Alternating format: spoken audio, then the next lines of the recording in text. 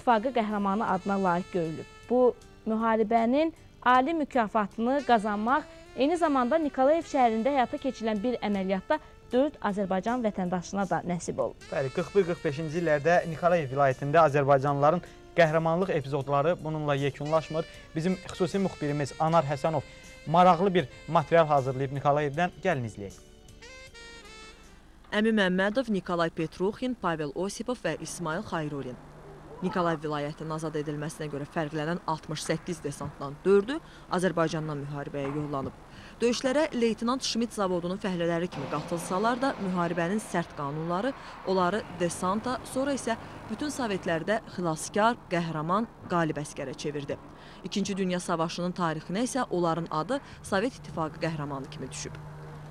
28-ci günü səhər 55 nəfər həlak olur və düşmənin 700-800 nəfər qədər saldatını onlar məğlub edirlər. Və düşmən hansı ki gəlib baxanda görür ki, elə bilirdi ki, burada böyük bir polk var.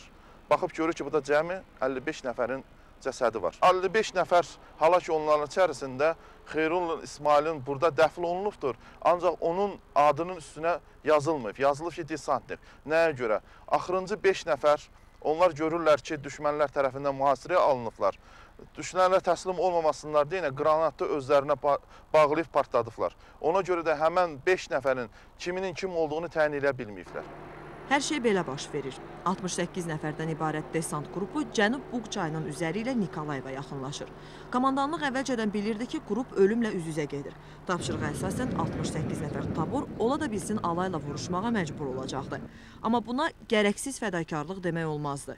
Çünki Nikolayevin azad olunması məhz bu əməliyyatdan və onlardan asılı idi. Və onlar bunu qabaqcadan bilirdilər.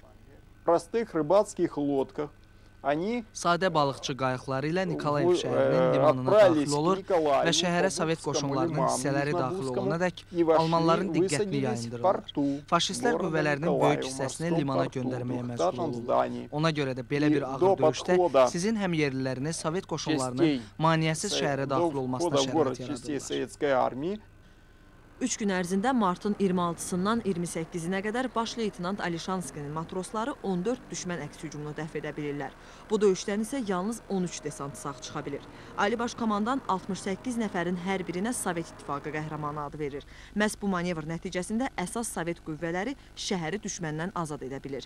Həmin döyüşlərdə Adil Babayevin atası Əyyub Babayev də fərqlənib. Həm də onun göstərdiyi şücaət Ali Baş Komandanın nəzərindən qaçmayıb. Nikolayev şəhərin azad edilməsinə iştirak etdiyinə görə atama baş ali komandan Stalin tərəfindən şəxsi tərifnamə verilib. Azərbaycan oğullarından 101 nəfər bu mükafata layiq görülübsə, onun da biri mənim atamdır. Və Nikolayev şəhərinin azad edilməsində fəal iştirak etdiyinə görə atama Nikolayev və Xerson şəhərinin bu iki şəhərin azad edilməsinə görə za atfaqı medalı verilibdir. Nikolayev vilayətinin azadlığı uğrunda yüzlərlə həmyerlimiz canından keçib. Bu vilayətin müxtəlif kəndlərində Azərbaycan əskərlərinin məzarlarına rast gəlmək olar. Nikolayev arxivlərindən şəhərin mərkəzindəki hərbi memorial məzarlıqda uyuyan və təkcə soyadları göstərilən 12 Azərbaycan oğlundan yalnız 6-sının adı, atasının adı və soyadını öyrənə bildik. Əliyev İbad Səfəroğlu, Namazov Allahverdi Məhərrəmoğlu, Həsənov Əliyar Məlikoğlu, Qafarov Şaban Dursunoğlu, Pirverdiyev Qulu Balaoğlu. Tam məsuliyyəti ilə demək olar ki, Ukrayna xalqının üzərində Azərbaycan övladlarının böyük haqqı sayı var. Nikolayev vilayətində hətta ən kiçik yaşayış məntəqəsinin düşməndən təmizlənməsi uğrunda onlarla Azərbaycanlı canını fəda verib. Adsız qardaşlıq məzarlıqlarının sayı isə burada daha çoxdur. Günel Hüseynova, Anar Həsənov, Lider TV, Nikolayev. Maraqlı bir material da izlədik, hörmətli tamaşaçılar. Bəli, Azərbaycanlıların müharibənin, qələbənin daha doğrusu qazanılmasında rolu danılmazdır və bu barədə biz saatlarla söhbət eləsək belə bizə vaxt çatmaz.